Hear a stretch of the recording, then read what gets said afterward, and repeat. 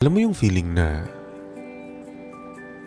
mahal mo pa rin yung tao kahit wala na kayong komunikasyon? Yung feeling na nandyan ka pa rin palagi para sa kanya kahit di niya na malaman.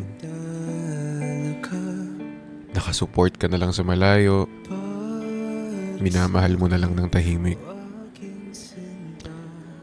Kasi siguro may mga bagay na mas okay na kapag ganun. Titingin na lang mula sa